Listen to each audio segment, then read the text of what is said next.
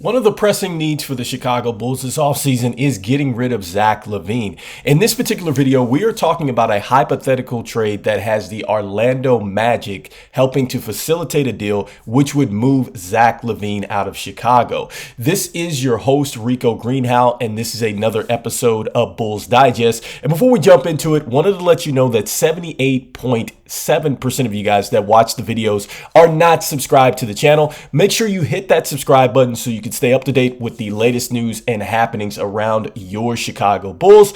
And without further ado, guys, let's jump into the topic of the day here, which is LaVine is traded, but not to the Magics. That's correct, guys. So look, in this particular deal, the Magic will go ahead and facilitate the deal, but I do not think that Zach LaVine that'll be his final destination here. And so the reasons that you are seeing that Zach LaVine is listed to the Magic is because, well, the Magic, quite frankly, have the cap space to possibly absorb Zach LaVine's contract. All right. And so this continues to keep coming up. And I think that when you look at this Sports Illustrated article, and it is Sam Smith, who was a beat reporter for the Chicago Bulls, also wrote the book, The Jordan Rules. He makes some pretty good points in this article, but I'm just going to paraphrase a lot of what he said. And we're going to look at the last little bit of the paragraph and then kind of go into what a trade scenario is going to look like in moving Zach LaVine with the Orlando Magic, obviously being a trade partner here. So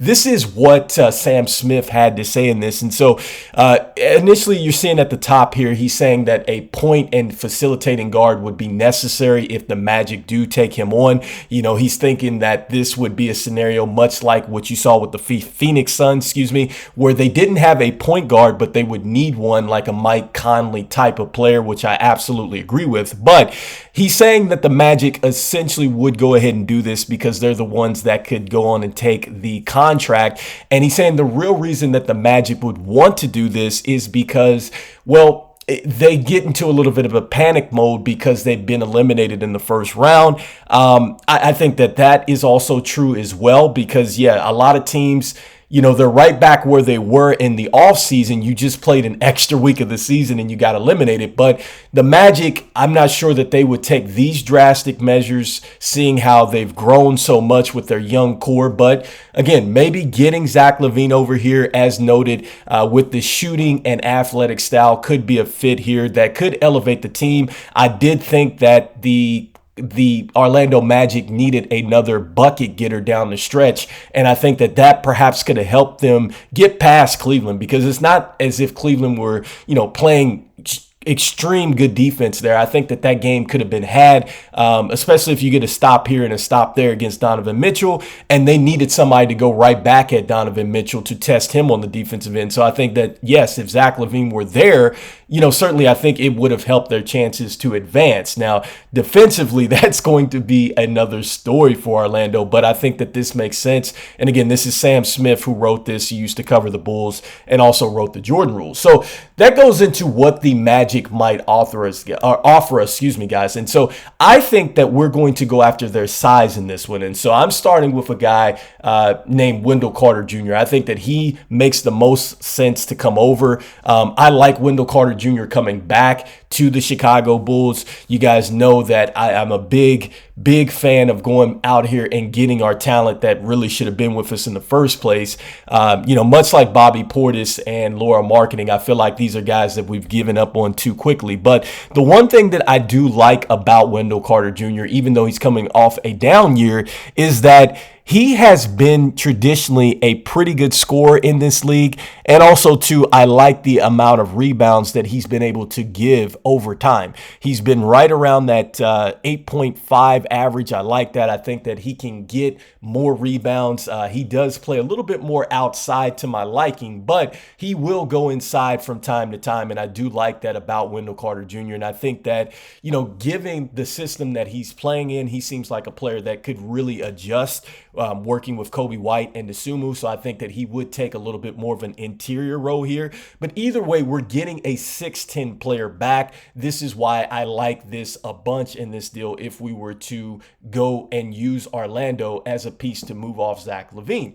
Now, next up, you're thinking, what about Jonathan Isaac? And I get it with Jonathan Isaac. He is a 6'10 project that he has a lot of potential, and I think in 2020, you're seeing the year where he went out there and he had 11 points a game, guys. But what really has scared me about Jonathan Isaac is you're looking at the games played and you're looking at the injuries that he's had. I just don't think the Chicago Bulls would be best in taking on a project like Jonathan Isaac. And then at this point in time, I kind of think that the experiment's over here. And I think that he is what he is at this point in time. So this is why, I'm throwing his numbers up, why I wouldn't necessarily want him.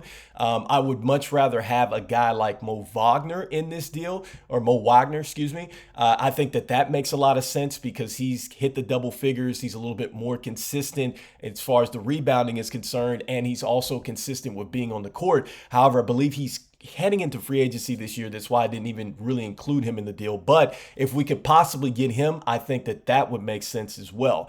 Now, ultimately speaking, guys, I think that, we're going to be in a situation where I think that Orlando would want to facilitate a deal. I don't think that Zach LaVine would be the final stop or stopping point in this deal. I think that he's moved on. And one of the deals that I'm going to suggest, I went ahead and used our ESPN trade finder in this one. The money does work out, for all teams involved. And I think it makes sense for all three teams involved as well.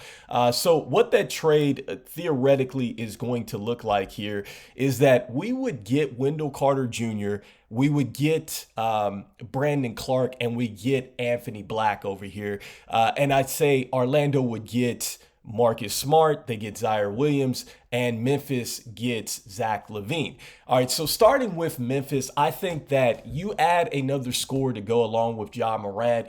I think that is going to be terrific for Memphis because they get somebody that attacks the paint like Ja Morant. They can kind of play off each other. Think of kind of a Luka and Kyrie situation in that sense. And they also have Desmond Bane to stretch the floor. They would still have their big and Jaren Jackson Jr. I think that they can go out and find another big to be a starter, and also too they can probably find another big to replace Brandon Clark in this deal. I think that Marcus Smart is better served moving on now that Ja Morant is healthy and back here, and I think that he would add that veteran presence that Orlando would need. I feel like he would be an answer to stop a guy like Donovan Mitchell when he's going on a tear for you, and he also can knock down three-point shots as well. So he is a scorer, a steady scorer, but more of a defensive presence. And I think the kind of veteran presence that the Orlando Magic would want, because here's a guy that has been to the NBA Finals, and he's also been a Defensive Player of the Year. And so this is a guy I think you want in your locker room. I think that they go with Zaire Williams coming over because I think that this is a guy that he is shown a lot of potential. I think he just needs some playing time, and I think he would be a perfect wing fit for Orlando. He would certainly help stretch the floor. I think that they move on from Gary Harris, and this is why I think that this makes sense for Orlando in a lot of different ways and propels them. With the Chicago Bulls, they get a lot of things addressed here. First, they're getting height. They get a 6'10 player in Wendell Carter Jr. You're getting a 6'8", 6'9 power forward in Brandon Clark, and might I add, he's come off the bench, so we don't have to start him. He's a great insurance piece for us if we lose Drummond in the free agency, which it looks like we're probably going to. And he also would be a perfect, bridge player too on that bench that will help us bring along a young bench. I think he's going to be an excellent contributor. He knows how to run the floor. He's been into the Ja Morant system, so he's going to be available, I think, for a lot of rim runs and lobs. Defensively, this guy is not a slouch, so he's going to help us with the interior there and the rebounding.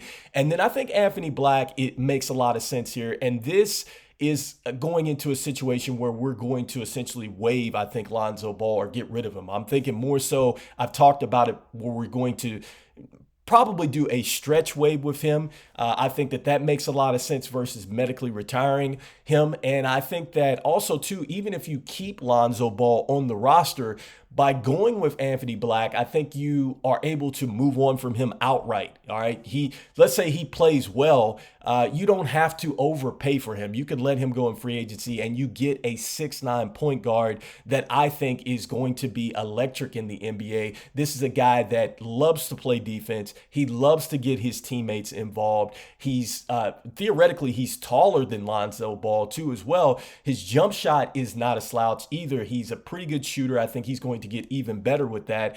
And I think he was one of the main reasons why Arkansas was in the Final Four. I'm thinking a lot of what Portland had with Anthony Simons. I think that this guy is a guy that you need to see him play.